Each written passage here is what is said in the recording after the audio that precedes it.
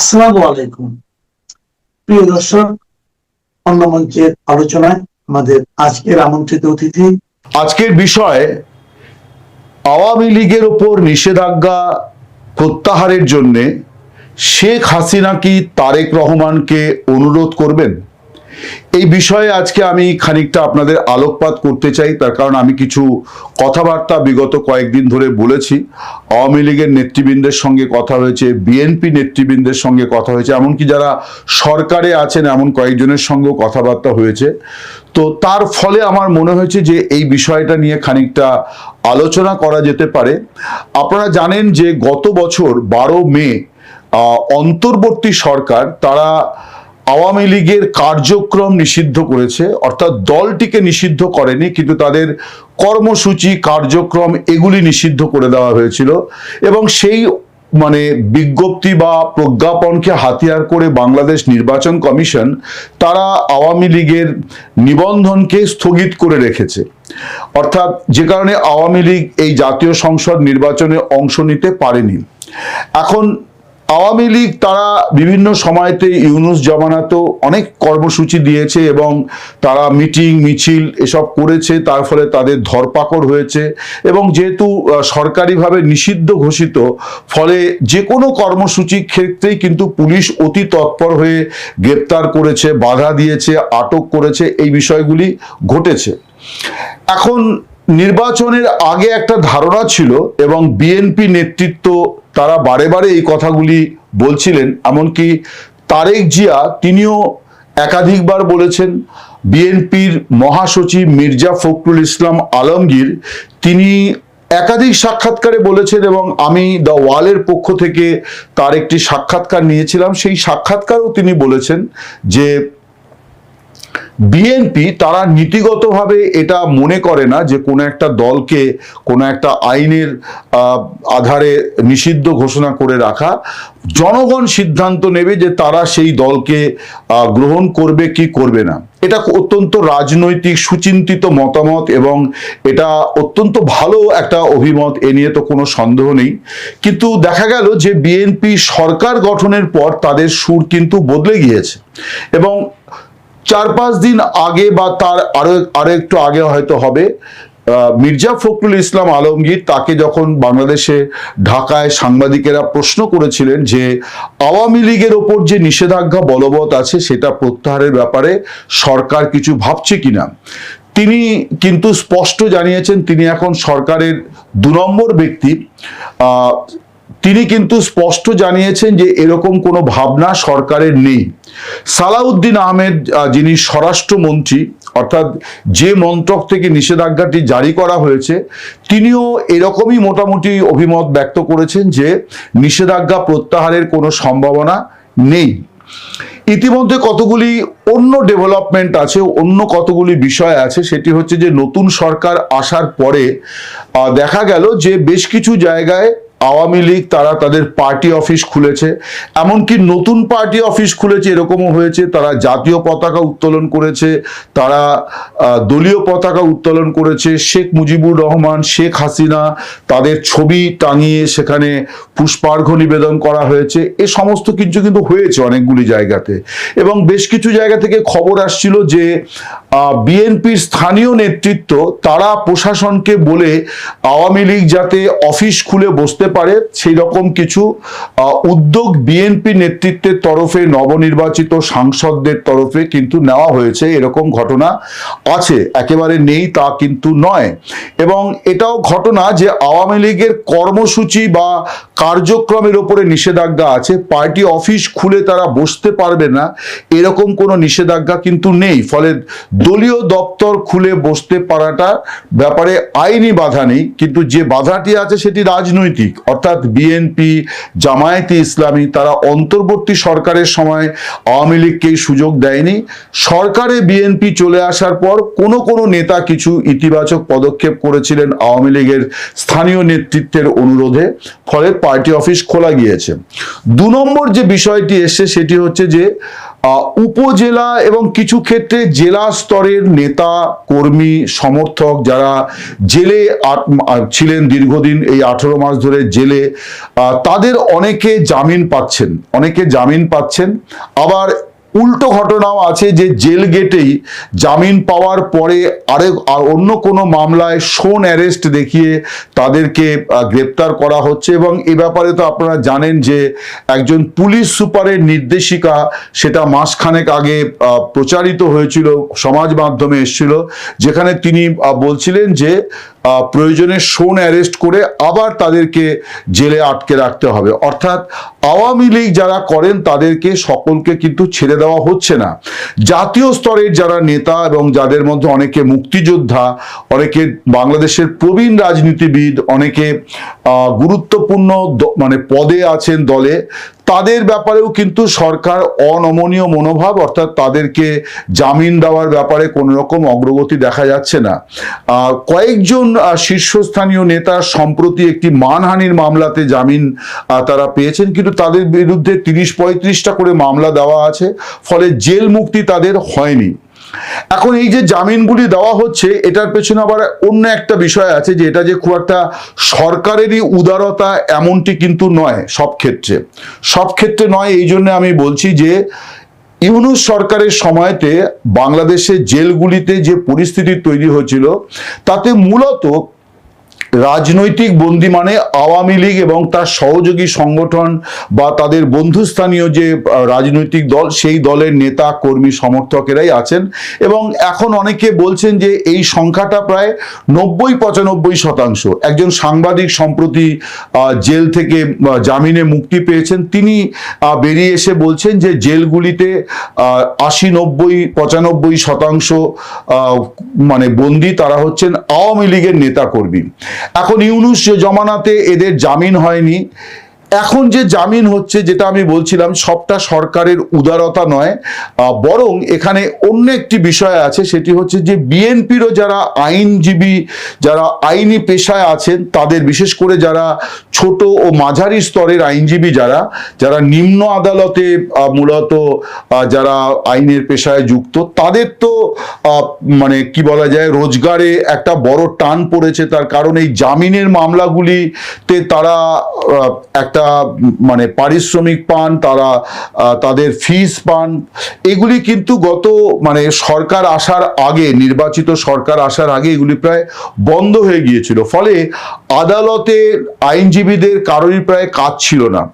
আওয়ামী লীগের সমর্থক আইনজীবীরা তারা তো কাজ করতেই পারছিলেন না, রাজনৈতিক কারণে তাদেরকে নানাভাবে বাধা বিপত্তির মধ্যে পড়তে হচ্ছিল। কিন্তু বিএনপি বা জামায়াতের যারা সমর্থক আইনজীবী, তাদেরও কিন্তু অর্থনৈতিক সংকট মারাত্মক জায়গায় গিয়েছিল। মূলত এই অর্থনৈতিক সংকট, আইনজীবীদের এই অর্থনৈতিক সংকট কাটানোটাও একটা উদ্দেশ্য, যে জামিন দিয়ে দেওয়া। এবং এই জামিন পাওয়ার জন্যে বিএনপি সমর্থক আইনজীবীদের কাছে যেতে হচ্ছে, জামাত সমর্থক আইনজীবীদের কাছে যেতে হচ্ছে। এগুলোও কিন্তু মানে তৃণমূল স্তর থেকে এই খবরগুলি উঠে আসছে।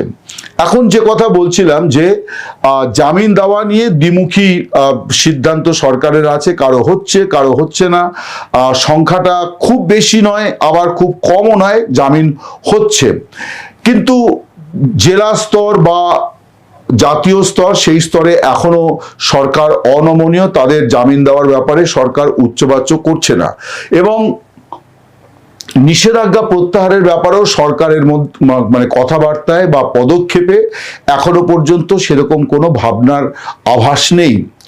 এখন প্রশ্ন হচ্ছে যে এই পরিস্থিতিতে আওয়ামী লীগ কি করবে, তারা কতদিন এইভাবে নিষিদ্ধ পার্টি হয়ে থাকবে। তার কারণ যতদিন তারা নিষিদ্ধ, ততদিন তাদের স্বাভাবিক কাজকর্ম করার সুযোগ তারা পাচ্ছে না, এবং কাজকর্ম করতে গেলে পরেই গ্রেপ্তার হয়ে যাচ্ছে।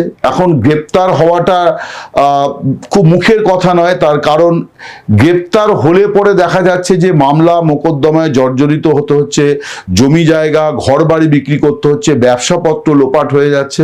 ফলে অনেকেই গ্রেপ্তার এড়ানোর চেষ্টা করছেন, এটা স্বাভাবিক। সবাই রাজনীতির জন্য যে একেবারে মানে রাজপথে নেমে নিজের জীবন উৎসর্গ করবেন, পরিবারের কথা ভাববেন না, এমনটি প্রত্যাশা করাটাও ঠিক নয়। তো যে কথা বলছিলাম, যে তাহলে আওয়ামী লীগ কি করবে, বৃহস্পতিবার আওয়ামী লীগের একটি বড় সভা, প্রায় 4.5-5 ঘন্টা ধরে, লম্বা সময় ধরে একটি সভা অনুষ্ঠিত হয়েছে।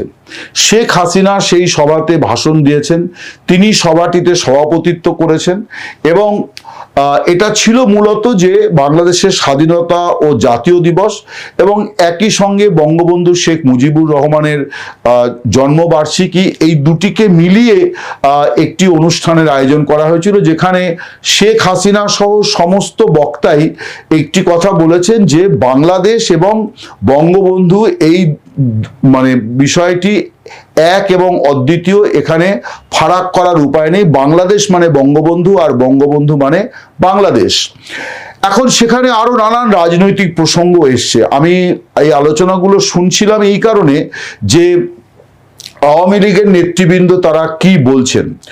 আমি সবার বক্তৃতার মধ্যে কিন্তু সেরকম কোনো ঝাঁজ আমি পাইনি যে বিএনপির বিরুদ্ধে তারা খুব তেড়ে ফুরে। একজন মাত্র বক্তা যিনি খুব জোর গলায় বলেছেন যে এইভাবে, তার কথাতে বোঝা গেল যে তিনি দেশে নেই, তিনি বলেছেন যে এইভাবে বিদেশের মাটিতে পড়ে থাকার কোনো মানে হয় না, আমাদের বরং দেশে ফিরে যাওয়া উচিত এবং ফিরে গিয়ে যদি জেল জরিমানা যা হবে বা যদি মৃত্যুও হয় তাহলে সেটাকেই মেনে নিতে হবে, কারণ এইভাবে বিদেশের মাটিতে পড়ে থাকার এই যে সমস্যা, মানসিক যন্ত্রণা, এইগুলো থেকে মুক্তি দরকার, আমাদের দেশে ফিরে যাওয়া উচিত।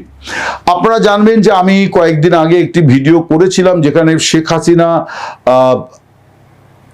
নিজেই দলের নেতা কর্মী সমর্থকদের বার্তা দিয়েছিলেন যে ফেরার জন্য একটা প্রস্তুতি তাদের নিতে বলেছিলেন, মানসিক এবং অন্যান্য প্রস্তুতি। গতকালের ভাষণে আমি জানি না, কোনো কারণে হয়তো এটা কৌশলও হতে পারে যে কেউই খুব জোরালোভাবে কিন্তু যে আমাদের ফিরে যেতে হবে, চলুন ফিরে যাই, এই বিষয়গুলো আনেননি। একজনই মাত্র এনেছেন, মির্জা আব্বাস বলে একজন বক্তা, তিনি এই বিষয়ে তার অভিমত বলেছেন যে আমাদের এই অসম্মানের এবং এই অস্বস্তিকর পরিস্থিতি থেকে আমাদের নিজেদেরকে রক্ষা করতে হলে আমাদের ফিরে যাওয়াই ভালো, তাতে যা বিপদ আসবে সেটাকে আমরা ফেস করতে হবে। আমি খুব আগ্রহ ভরে অপেক্ষা করছিলাম যে ওবায়দুল কাদের, জাহাঙ্গীর কবির নানক বা বাহাউদ্দিন নাচিম এবং শেখ হাসিনা, গতকাল শেখ সেলিমও ওখানে বক্তৃতা করেছেন, সম্ভবত উনি বাংলাদেশ আওয়ামী লীগের প্রেসিডিয়াম সদস্য। তো আমি খুব আগ্রহ ভরে ভাষণগুলি শুনছিলাম যে তারা কি বলছেন, কারণ একজন সাংবাদিক হিসেবে এটা আমার একটা আগ্রহের জায়গা যে আওয়ামী লীগ, তারেক রহমানের জমানায় আওয়ামী লীগ তাদের প্রত্যাবর্তন নিয়ে কি ভাবছে। শেখ হাসিনার যে ভাষণ, সেই ভাষণে এই প্রসঙ্গটা এসেছিল যে এই যে নিষেধাজ্ঞা বলবৎ, তাতে তিনি বলছেন যে মোহাম্মদ ইউনূস অবৈধ সরকার, সেই সরকারের কোনো অধিকার ছিল না আওয়ামী লীগকে আওয়ামী লীগের ওপর নিষেধাজ্ঞা আরোপ করার, ফলে এই নিষেধাজ্ঞাকে আমরা মানিনি, আমরা মানব না।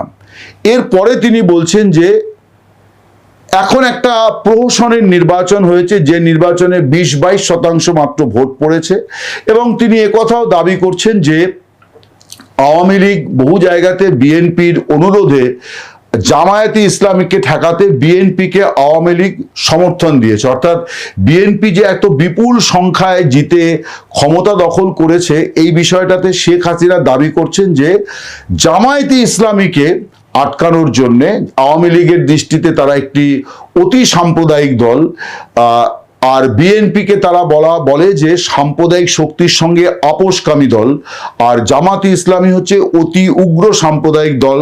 এটা আওয়ামী লীগের অবস্থান জামায়াতে ইসলামী সম্পর্কে। তো শেখ হাসিনা দাবি করছেন যে জামাতকে আটকাতে বিএনপিকে বহু জায়গায় আওয়ামী লীগ সমর্থন দিয়েছে, কারণ বিএনপির স্থানীয় নেতৃত্ব তাদের কাছে সমর্থন চেয়েছিল। প্রসঙ্গ যেটা যে নিষেধাজ্ঞার বিষয়টা, এখানে কিন্তু তিনি বলছেন যে এই সরকারটিও অবৈধ, কারণ এরা একটি চুরি চামারি করা ভোটে জিতে এসে তারা মানে সরকার গড়েছে।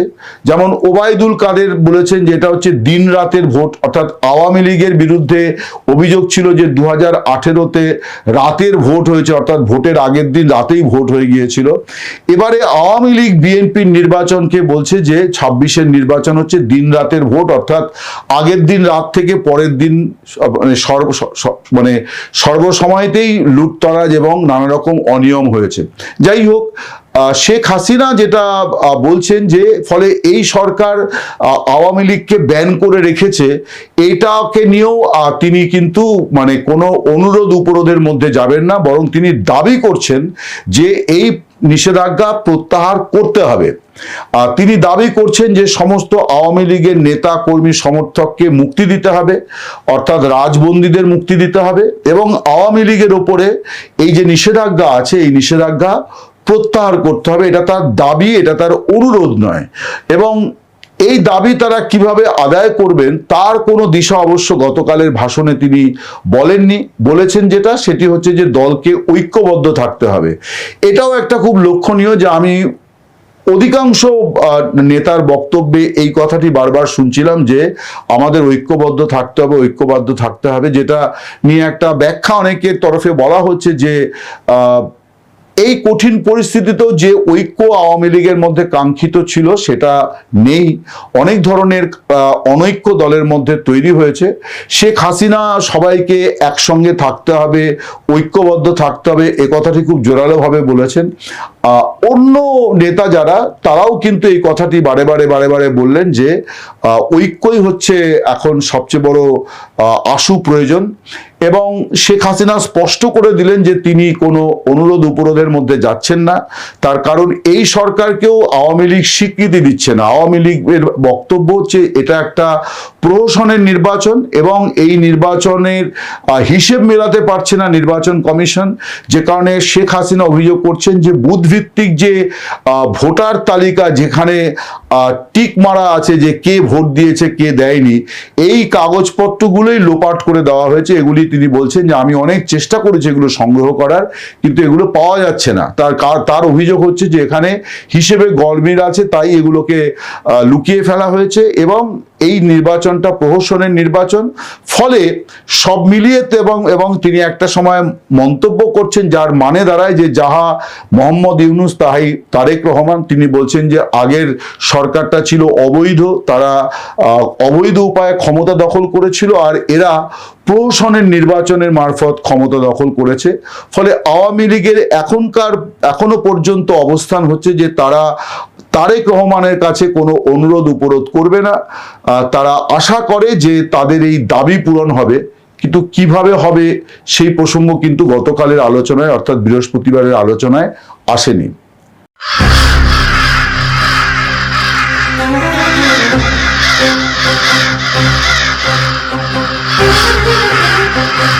হঠাৎ ইসরায়েলের রাজধানী তেল আবিবের আকাশে হাজার হাজার কাক উঠতে দেখে সামাজিক যোগাযোগ মাধ্যমে মানুষ ভয়ঙ্কর সর্বনাশের নিশানা হিসেবে একে বর্ণনা করছেন। কেউ কেউ বাইবেল থেকে উদ্ধৃতি দিয়ে বলার চেষ্টা করছেন যে শেষ সময় কি আসন্ন, কারণ বাইবেলে এরকমটাই লেখা হয়েছে বা লেখা আছে। ওদিকে মার্কিন যুক্তরাষ্ট্র যে কোনো সময় ইরানের তেল কেন্দ্র খার্গ দ্বীপ আক্রমণ করতে পারে বলে মনে করছেন বিশ্লেষকগণ। আর খার্গ দ্বীপ যদি সত্যি আক্রান্ত হয় তাহলে সত্যি ইরান পৃথিবীতে প্রলয় কাণ্ড ঘটাবে।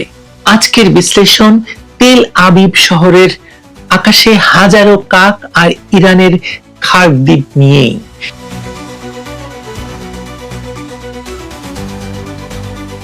এই মুহূর্তে যা ঘটছে তা আর কোনো সাধারণ ভূ রাজনৈতিক সংকট নয়। আমরা এমন এক বিপজ্জনক মুহূর্তে দাঁড়িয়ে আছি যেখানে প্রতীক আর বাস্তবতা একসাথে মিলে এক ভয়াবহ ঝড় উঠেছে। তেল আবিবের আকাশে ঝাঁক ঝাঁক কাক উঠছে। কাকের কালো ঝাঁক হয়তো প্রকৃতির খেয়াল, কিন্তু সেই একই সময়ে যখন ইরানের খার্গ দ্বীপের উপর সম্ভাব্য মার্কিন হামলার আশঙ্কার পরিস্থিতি নিয়ন্ত্রণের বাইরে চলে যাচ্ছে, তখন এই প্রতীকী ঘটনা আর নিছক কুসংস্কার থাকছে না, এটি হয়ে উঠছে এক অশুভ পূর্বাভাসের মতো, যা গোটা অঞ্চলের মানুষের মনে গেঁথে গেছে। খার্ক দ্বীপের উপর মার্কিন আক্রমণের হুমকি এখন আর কেবল আশঙ্কা নয়, যে কোনো সময় হামলা হতেই পারে। 14 মার্চ ট্রাম্প প্রশাসন ঘোষিত মধ্যপ্রাচ্যের ইতিহাসে সবচেয়ে শক্তিশালী বোমা হামলা খার্ক বা কার্গ দ্বীপে সামরিক অবকাঠামো ধ্বংস করার কথা বলা হয়েছে। এই দ্বীপ থেকেই ইরানের 90% বেশি তেল রপ্তানি হয়। আমেরিকার প্রেসিডেন্টের সরাসরি হুমকি, ইরান যদি হরমুজ প্রণালীতে নৌ চলাচলে বাধা দেয় তাহলে আমরাও তেল অবকাঠামো আক্রমণের সিদ্ধান্ত পুনর্বিবেচনা করতে পারি। এই বার্তা স্পষ্ট করে দিয়েছে যে এটা কেবল শুরু। ইরানের বিপ্লবী গার্ডের মুখপাত্র সংস্থা তাসনিমের সামরিক সূত্র এর জবাবে যে হুমকি দিয়েছে তা প্রায় গায়ে কাটা দেওয়ার মতো। তারা বলেছে খার্ক দ্বীপে আক্রমণের প্রতিশোধ হবে গত 3 সপ্তাহের যুদ্ধের তুলনায় অভূতপূর্ব। শুধু হরমুজ প্রণালী নয়, বাব আল মানদের প্রণালী এবং লোহিত সাগরও তাদের প্রতিশোধের লক্ষ্যবস্তু। এই হুমকির পেছনে কৌশলগত গভীরতা রয়েছে। ইরান জানে যে শুধু একটি প্রণালী বন্ধ করলে বিশ্ব অর্থনীতিতে $80 প্রতি ব্যারেল তেলের দাম $200 হয়ে যেতে পারে। সবচেয়ে চিন্তার বিষয় হলো আমেরিকান গোয়েন্দা বিশ্লেষণও স্বীকার করছে যে খার্ক দ্বীপ দখল করা সামরিকভাবে অত্যন্ত কঠিন। ইরানি সূত্র দাবি করেছে মার্কিন বাহিনী দ্বিতীয় বিশ্বযুদ্ধের পর অভূতপূর্ব ক্ষয়ক্ষতির মুখে পড়বে। এই হুমকি ফাঁকা নয়। খার্ক দ্বীপের চারপাশে ইরানের যে প্রতিরক্ষা ব্যবস্থা গড়ে উঠেছে, উপকূলীয় ক্ষেপণাস্ত্র, নৌ মাইন, দ্রুতগামী আক্রমণকারী নৌকো, এসবই আসলে এমন ভাবে সাজানো যে কোনো সময় আক্রমণকারীকে ভয়াবহ মূল্য দিতে হবে। যে বিষয়টি এই সংকটকে আরো জটিল করে তুলেছে তা হলো ইরানের রেজিস্ট্যান্স অক্ষ এখন পূর্ণ মাত্রায় সক্রিয় হয়েছে। ইয়েমেনের হুতিরা বাব আল মানদের প্রণালীতে জাহাজ আটকে রাখছে, লেবাননের হিজবুল্লাহ উত্তর ইসরায়েলের রকেট বর্ষণ অব্যাহত রেখেছে, ইরাকি মিলিশিয়ারা আমেরিকান ঘাঁটিতে ড্রোন হামলা চালাচ্ছে। এটা আর দ্বিপক্ষীয় সংঘাত নয়, এটা আঞ্চলিক মহাযুদ্ধের রূপ নিয়েছে, যেখানে প্রতিটি পদক্ষেপ বৈশ্বিক পরিণতি বয়ে আনতে পারে। এনার্জি ইনফরমেশন অ্যাডমিনিস্ট্রেশনের সাম্প্রতিক বিশ্লেষণ বলছে যে হরমুজ প্রণালী দিয়ে তেল ট্রানজিট ইতিমধ্যে দৈনিক 16 লাখ ব্যারেলের কমে গেছে। ব্রেন্ট ক্রুডের দাম একদিনেই $69 থেকে $74 উঠেছে। এখন যদি ইরান তাদের হুমকি বাস্তবায়ন করে এবং একই সাথে হরমুজ এবং বাব আল মানদের দুটি প্রণালী বন্ধ করে দেয়, তাহলে বিশ্বে তেল সরবরাহের প্রায় 35% বন্ধ হয়ে যাবে। এই পরিণতি হবে অভূতপূর্ব মুদ্রাস্ফীতি, বৈশ্বিক মন্দা এবং কোটি কোটি মানুষের জীবনযাত্রার মান রাতারাতি কমে যাওয়া। এই প্রেক্ষাপটেই তেল আবিবের আকাশে হাজারো কাকের উড়ে বেড়ানোর ঘটনা নিছক প্রাকৃতিক ব্যাপার হিসেবে দেখা যাচ্ছে না। স্থানীয় বাসিন্দারা বলছেন কয়েক দশকেও এমন দৃশ্য দেখা যায়নি। অনেকে বলছেন যে মিসাইল আক্রমণের ফলে বিভিন্ন জায়গা থেকে কাক এসে ওরা ভীত হয়ে গেছে প্রাণীগুলো, কারণ এত মিসাইল আক্রমণ হয়েছে এই মধ্যপ্রাচ্য জুড়ে যে কাকেরা কোথায় যাবে, এই অবলা প্রাণীরা কোথায় যাবে কেউ বলতে পারছে না। ফলে তারা ইসরায়েলের রাজধানী তেল আবিবের আকাশে অনেক যৌথভাবে বা একসঙ্গে হয়ে উঠছে। বাইবেলের এই প্রতীকবাদে কাক বা দাঁড় কাকের বিশেষ তাৎপর্য রয়েছে। নূহের মহাপ্লাবনের সময় কাকই প্রথম পাঠানো হয়েছিল জগতের অবস্থা দেখতে। আরো একটা জায়গায় আছে যে কোনো এক দুর্ভিক্ষের সময় কাকরাই খাবার এনে দিয়েছিল মানুষকে বা কোনো একজন নবীকে। বাইবেলে কাক প্রতিনিধিত্ব করে পরিবর্তনের, বিপর্যয়ের পূর্বাভাস এবং ঐশ্বরিক হস্তক্ষেপের। যখন একটি অঞ্চলের মানুষ চরম যুদ্ধকালীন মানসিক চাপের মধ্যে থাকে, তখন তাদের অবচেতন মন প্রতিটি অস্বাভাবিক ঘটনায় গভীর অর্থ খুঁজে বের করে। তেল আবিবের আকাশে কাকের ঝাঁক দেখে যারা কিয়ামতের কথা বলছেন, তারা আসলে নিজেদের গভীর উদ্বেগটাই প্রকাশ করছেন। তারা টের পাচ্ছেন যে এই সংঘাত এমন পর্যায়ে পৌঁছে যাচ্ছে যেখানে যে কোনো মুহূর্তে ভয়ঙ্কর কিছু ঘটতে পারে এবং নিয়ন্ত্রণের বাইরে চলে যেতে পারে। গত কিছুদিনে সমন্বিত মার্কিন ইসরায়েলি হামলা ইরানের শাসন ব্যবস্থা পরিবর্তনের উদ্দেশ্যে পরিচালিত হচ্ছে বলে আমরা শুনছি। ইরানের পাল্টা ক্ষেপণাস্ত্র এবং ড্রোন হামলা একাধিক দেশে লক্ষ্যবস্তুতে বা মার্কিন লক্ষ্যবস্তুতে আঘাত হেনেছে। তেহরান থেকে উপসাগরীয় রাষ্ট্র পর্যন্ত বিস্ফোরণ, আকাশসীমা বন্ধ এবং সামরিক সতর্কতার খবর আমরা জানি। এটা কোনো স্থানীয় সংঘাত নয়, এটা আঞ্চলিক যুদ্ধাবস্থা। পুরো মধ্যপ্রাচ্য এখন শুধু মিসাইল আক্রমণের নজির দেখছে মানুষ। সবচেয়ে বিপজ্জনক দিক হচ্ছে এই যুদ্ধে কোনো সামরিক হিসাব নিকাশ কাজ করছে না। Psychological warfare, information warfare, symbolic warfare সবকিছু একসাথে চলছে।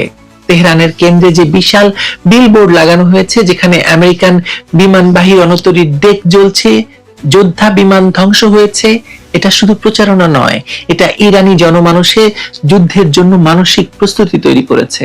এমনকি ইরানের গোরেজ জাসক পাইপলাইন, যা হরমুজ প্রণালী দিয়ে ওমান উপসাগরে তেল রপ্তানির ব্যবস্থা করেছে, সেটাও মাত্র দৈনিক 3 লাখ ব্যারেল সক্ষমতা রয়েছে। 2024 সালের সেপ্টেম্বরের পর থেকে সেই টার্মিনাল থেকেও কার্গো লোডিং বন্ধ হয়ে গেছে। অর্থাৎ ইরানের কাছে খার্গ ছাড়া বিকল্প তেমন কিছু নেই। এজন্যই খার্গে আক্রমণ তাদের কাছে অস্তিত্বের হুমকি। যেটা সবচেয়ে ভয়ঙ্কর তা হলো এই যুদ্ধের কোনো স্পষ্ট এক্সিট স্ট্র্যাটেজি নেই। আমেরিকা চায় রেজিম চেঞ্জ, ইরান চায় রেজিস্ট্যান্স অক্ষ দিয়ে আঞ্চলিক আধিপত্য, ইসরায়েল চায় হিজবুল্লাহকে চূড়ান্তভাবে দুর্বল করা, নানা পক্ষ নানা কিছু চায়। এই সকল লক্ষ্যের কোনোটাই স্বল্প মেয়াদে অর্জন সম্ভব নয় বা অর্জনযোগ্য নয়। ফলে এই যুদ্ধ দীর্ঘমেয়াদী রূপ নিতে বাধ্য। আর দীর্ঘমেয়াদী যুদ্ধ মানেই বৈশ্বিক অর্থনীতির জন্য দীর্ঘমেয়াদী বিপর্যয়। তেহরানের রাস্তায় এখন মানুষ আমেরিকার মৃত্যু কামনা করে স্লোগান দিচ্ছে। তেল আবিবের আকাশে কাকের ঝাঁক দেখে লোকজন বলছে এটাই শেষ সময়ের নিদর্শন। ওয়াশিংটনের পেন্টাগনের কর্মকর্তারা বলছেন সব অপশনই টেবিলে আছে। যখন 3টি পক্ষই এত উগ্র ভাষায় কথা বলে, তখন ভুল বোঝাবুঝি আর দুর্ঘটনার সম্ভাবনা বহুগুণ বেড়ে যায়। ইরানের হুমকি অনুযায়ী তারা খার্গে হামলার জবাবে যেসব অভূতপূর্ব পদক্ষেপ নেবে, তার মধ্যে সৌদি আরব আরামকোর রাস আল খাইমার টার্মিনাল, কুয়েতের মিনা আল আহমেদি পোর্ট, এমনকি আমেরিকান 7ম নৌবহরের প্রধান ঘাঁটি বাহরাইনও আক্রমণ করার ইচ্ছা থাকতে পারে। যদি ইরান সত্যি এসব লক্ষ্যবস্তুতে আঘাত হানে, তাহলে কেবল তেলের দাম বাড়বে না, পুরো উপসাগরীয় অঞ্চল জ্বলে উঠবে। আরব আমিরাত সহ সবাই সরাসরি যুদ্ধে জড়িয়ে পড়তে আসলে বাধ্য হবে। এই পরিস্থিতিতে তেল আবিবের আকাশে কাকের ঝাঁক কেবল একটি ন্যাচারাল ফেনোমেনন নয়, আসলে এটা হয়ে উঠেছে একটা সিম্বল। এমন একটা সিম্বল যা মানুষের মনে ভয় গেঁথে দিয়ে বলছে যে আরো বড় বিপর্যয় অপেক্ষা করছে। কারণ যখন যুদ্ধ মানুষের মানসিক জগতে প্রবেশ করে, তখন যুক্তিবোধ আর কার্যকর থাকে না। তখন ভয়, আতঙ্ক, অন্ধবিশ্বাস এগুলোই সিদ্ধান্ত নিতে শুরু করে। আর সেই সিদ্ধান্তগুলো প্রায়শই হয় আরো ধ্বংসাত্মক। সে কারণেই ইসরায়েলের রাজধানী তেল আবিবের আকাশে কাকের ঝাঁক দেখে অনেকেই মনে করছেন কেয়ামত কি তবে আসন্ন। এটা কি কেয়ামতের নিদর্শন? কেয়ামত না হলেও যুদ্ধ তো আসলে এক ধরনের কেয়ামতই। ধ্বংস তো বটেই। ভালো থাকবেন সবাই।